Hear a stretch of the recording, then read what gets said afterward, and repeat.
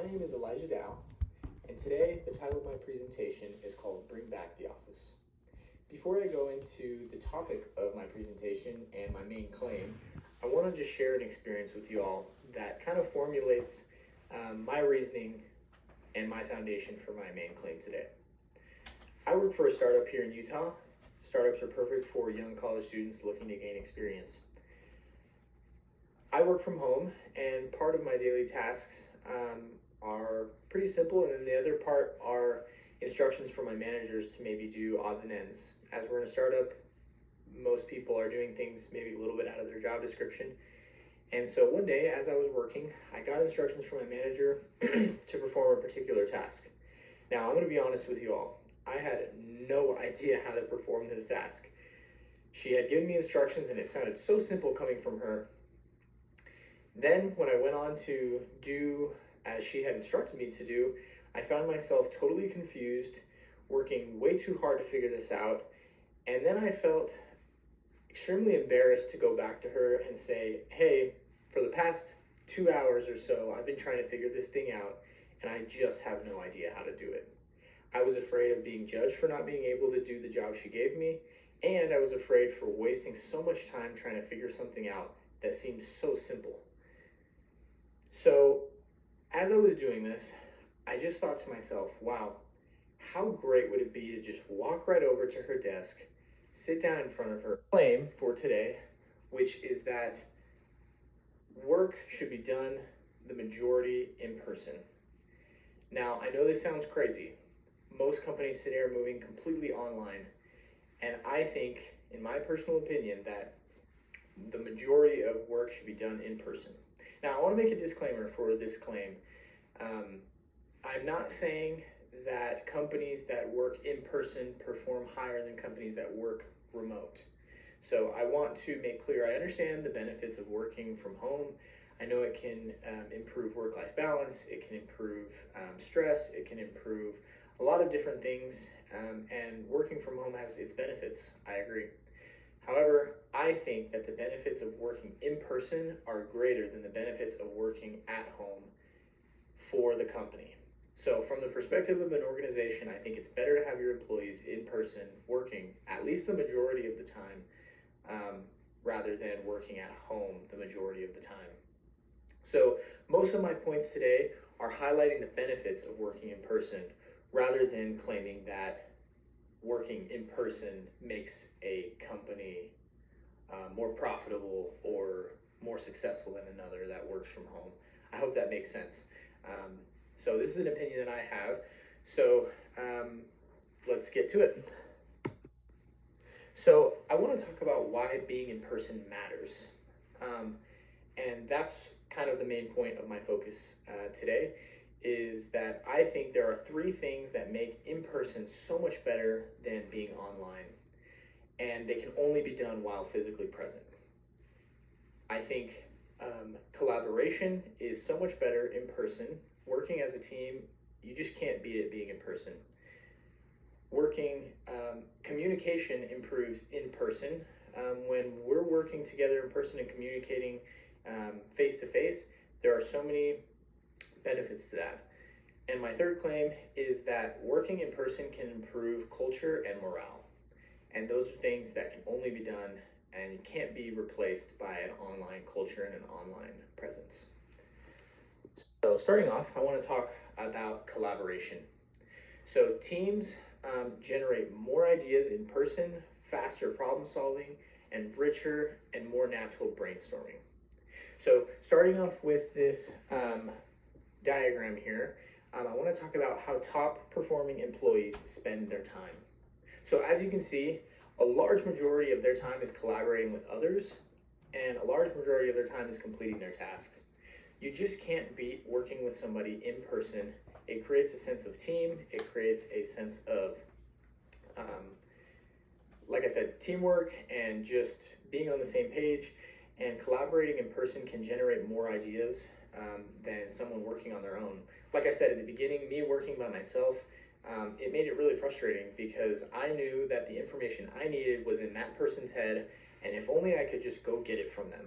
And I think that's the heart of collaboration. you and I can work together on a project, even if neither of us know exactly how to get to our main goal. Working together is going to be far superior than working in person trying to produce an output. I'm sure many of you have heard the phrase that the outcome is greater than the sum of its parts. So the whole is greater than the sum of its parts. And I think that is so true with collaboration. I think people coming together, counseling, collaborating, working together, figuring new ideas out, innovating is something that's just so strong in person. And if people can just get in the same room together, imagine how many results can come out of that rather than just working on an online chat room. Or even working on Zoom where you can mute your mic or turn off your camera, or you may not even be fully there. Things are going on around you. I just think nothing can replace getting in a room together and just working on something, innovating it, coming up with new ideas, working out issues or problems, and seeing solutions. So collaboration is something that I think is just so much better in person. So moving on, I want to talk about communication. Clear communication is something that is it's pivotal for a company. I think having strong communication saves not only time, but it saves a lot of headache as far as like contention and things like that. I think communicating is something that cannot be replaced from a person-to-person basis. So I want to talk about this statistic. I'm sure many of you have heard that 7% of our communication is verbal. And what does that mean? 7% of our overall communication in society, person to person, are the actual words that come out of our mouth. 38%, according to this graph, it varies by a small percentage point, but 38% is our tone or our tonality, how we say something. Are we saying something joyfully and happily, or are we saying something really angry and emphasizing certain words? That is our tonality, and that's 38% of our entire communication. That's something that just can't be done using Slack or Teams or using online communication messaging like that. Now, this is the big one that I think just can't be replicated online, because I guess you could make the case that, hey, let's hop on a call and let's talk together. Now we have our verbal and we have our tonality, and that's good. However, our body language makes up 55% or a majority of our communication. What does our face look like? What do our arms look like? What does our stance look like? Are our shoulders turned in? Are our shoulders broad? Are we looking at you? Are we looking away? Body language is huge, and it makes up so much of our communication. Now, communicating in a team makes things so much more powerful. I'm sure you can all imagine working in a team as we're communicating. If we can communicate clearly and strongly and efficiently, it just saves time, it saves energy, it saves miscommunication, which can create contention and misunderstandings, and it just improves accuracy overall. And so now I think if we were to combine collaboration and communication, if we were to get in a room together and communicate clearly, imagine the things that can be done. Now I want to end off, communication continuing, we have to consider the effects of poor communication. Poor communication can create misunderstandings, contentions, and so many other things that I've explained. Now, I want to talk about morale and culture, and I think this is arguably the most important thing. Now, I know morale and culture can exist on an online basis. So many people can get together and build a strong culture and have a strong morale and a strong fight or mission statement, get on board with something.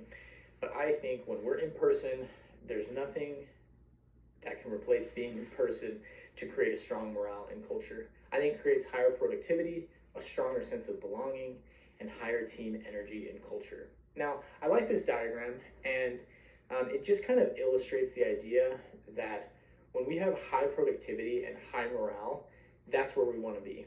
We want to be as a team. We want to be producing highly, obviously, what company doesn't? And then also we want to have a high morale. We want people on board with our mission statement. We want people that are sticking around, and I'll show that in the next slide. But a high morale and a high culture can create an unstoppable force. And I'm sure we all can see that, in football teams or different companies that have made it big. When people get together and they're collaborating and they're creating a culture together and everybody gets on board, it creates something magical. And I just think when people aren't in person together with one another, it makes it hard to feel a sense of belonging with that person, and it makes it hard to feel like we're on the same team. Now, just continuing with morale and culture, I want to talk about just retention, and retention becomes very difficult when people aren't on board with your culture or your morale. And here's another statistic just explaining how most companies want to improve their culture, and if only they could do that, imagine the things that they could do. And so I think getting in a room together and having everybody there in person where you can see somebody and empathize and relate with them, it just makes it irreplaceable. Now, just to recap, I think that companies should be in person for collaboration improvements, communication improvements, and morale improvements.